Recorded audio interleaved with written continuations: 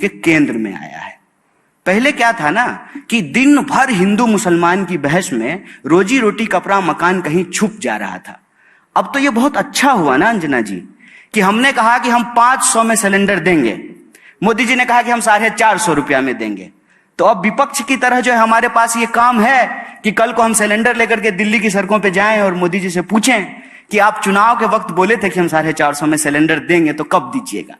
ये है देश को आगे ले जाने वाली बात, ये है सकारात्मक राजनीति कि अगर हम इस देश में एक टेम्पलेट सेट कर रहे हैं कि हम बोल रहे हैं कि अगर इस देश में एमपी को, यहां हमारे मेंबर ऑफ पार्लियामेंट बैठे हुए हैं, अगर उनको पेंशन मिल सकता है तो इस देश में कांस्टेबल को कहीं नहीं क्यों नहीं मिल सकता है, टीचर को क्यों नहीं मिल सकता है, जो सरकारी नौकरियां करते हैं उनको क्यों नहीं मिल सकता है। अब ये टेम्पलेट सेट हो रहा है कि हम कह रहे हैं कि अगर आप इस देश के बड़े कॉर्पोरेट का कर्जा माफ कर सकते हैं, 10,60,000 करोड़ रुपया आपने माफ किया है और आपने किसान निधि के तहत 2,60,000 रुपया किसानों को दिया है, तो ये बेईमानी क्यों?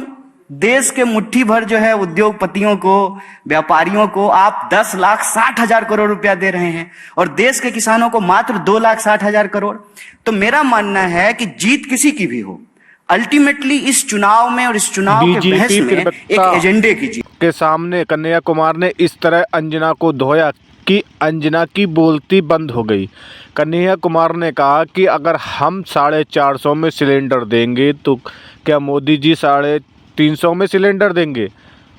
अब हिंदू मुस्लिम जाग चुका है, अब धर्म की राजनीति नहीं होगी, धर्म की राजनीति से उठकर अब विकास की राजनीति होगी। मोदी जी को अब बताना होगा कि देश अब आगे कैसे बढ़ रहा है, युवा को रोजगार कब मिलेगा, युवा रोजगार मांग रहा है। हमारे देश में इस समय युवाओं की स्थिति क्या है ये सबको पता है, जनसंख्या कहाँ पहुँच चुकी है ये भी सबको पता है।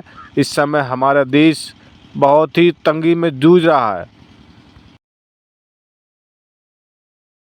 हम आधार कार्ड बनवाएंगे, सबका खाता खुलवाएंगे और डायरेक्ट कैश ट्रांसफर करेंगे। और मैं आपको याद दिला दूं कि 2019 में कांग्रेस पार्टी का जो एजेंडा था उसमें राहुल जी ने बार बार एक योजना की बात की थी, उन्होंने न्याय की बात की थी कि पूरी दुनिया में जब यूनिवर्सल इनकम की बात हो रही है, अगर हम ये कह रहे हैं कि दुनिया में भारत जो है फास्टेस्ट ग्रोइंग इकोनॉमी है, 5 ट्रिलियन की इकोनॉमी हम बन जाएंगे, तो फिर हमको ये देखना पड़ेगा कि धन का बंटवारा क्या है। जैसे अगर हम ये देखेंगे ना, अगर हम आज तक चला रहे हैं मान लीजिए, या ललन टॉप चला रहे हैं, तो अंजना जी को कितना सैलरी मिल रहा है और अंजना जी का दफ्तर साफ करने वाला जो स्वीपर है उसको कितनी सैलरी मिल रहा है। एक अंजना जी की सैलरी में कितने ड्राइवरों को सैलरी मिल सकता है। ये जो धन का बंटवारा है ये देखना पड़ेगा, क्योंकि आंकड़ा ये कहता है कि इस देश में 1% लोगों के पास 99% प्रॉपर्टी अकोमुलेट हो गई है। तो 99% जो लोग हैं उनके पास जो है दोबारा रोजी के लिए